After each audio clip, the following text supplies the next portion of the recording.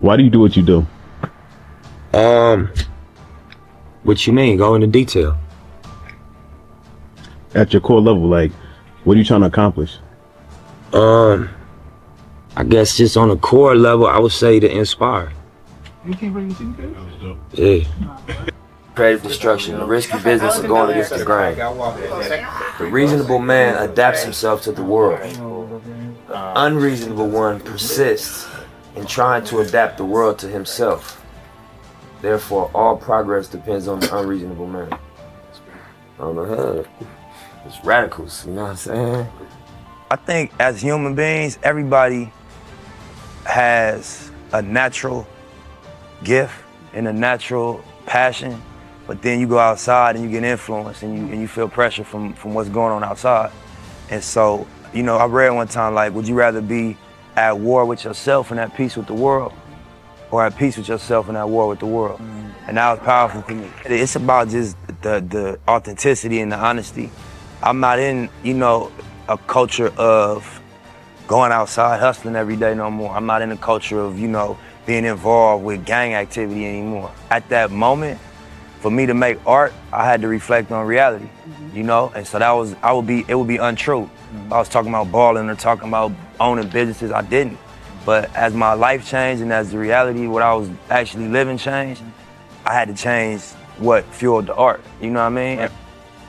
And honestly, you know, coming into it, we was hustling. Yeah. You know, so it was a step back to want to pursue music. It was a setback. I know what you're talking about. You know what I mean? So it was something that I had to really believe in to pursue it, because it was actually taking a back seat. Did you ever get down where it was like, man, this ain't gonna work? Or, you know? That's why I call my thing the marathon, because I'm not gonna lie and portray this ultimate poise like I've had it figured out. Nah, I just didn't quit. That's the only distinguishing quality from me and probably whoever else going through this or went through this or is gonna go through this, is that I ain't quit. I went through every emotion.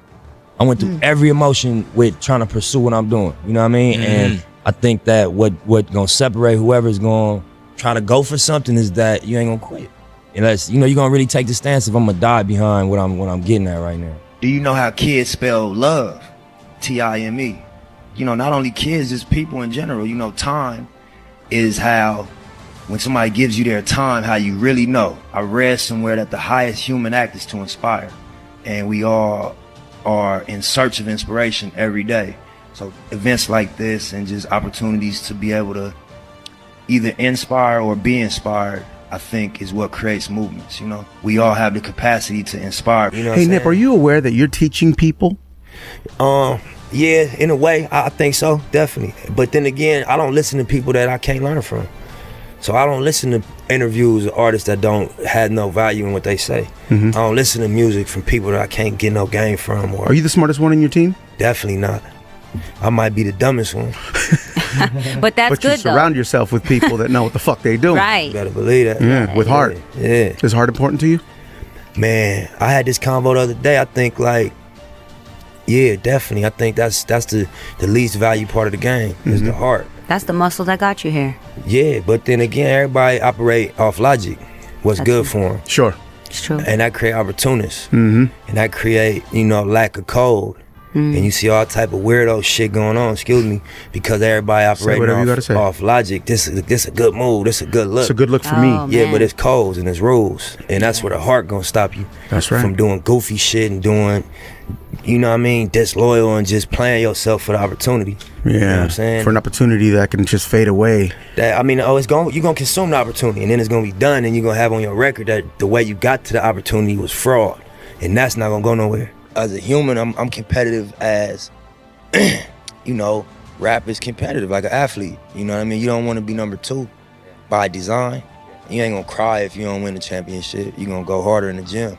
But what I know about life is that you're gonna hurt yourself. You know, life is, especially as a creativity and competition is opposites.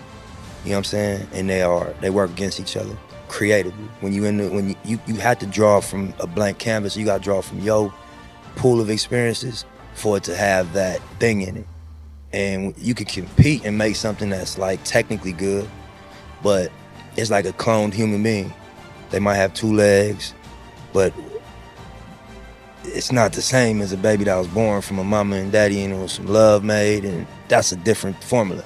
So I think that to create is like a natural labor, and then to copy or to like compare or compete creatively, you confuse yourself, you know what I'm saying? Because you miss all the dope shit that only you can do.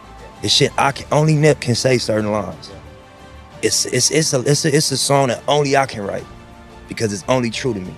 Now it's true to everybody in the world if it's true because we all got the same general truths, but the specifics of it, them is the songs I need to write.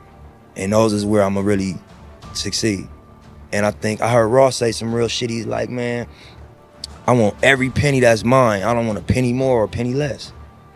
And that's a good way to look at it. You know, I don't want any shine, success that ain't mine. You know what I'm saying? I just want all of mine.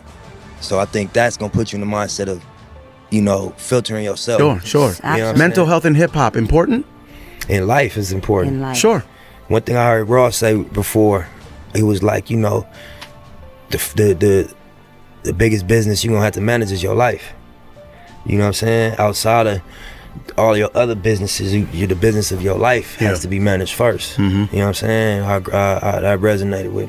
Man, you know, trust your gut. Okay. You know what I mean? If anything, I say, you know, gamble on yourself, trust your gut, because it wasn't the most conventional idea, far as just the way we put it out. You know, us choosing to stay affiliated with just ourselves, far as like cosigns and all that.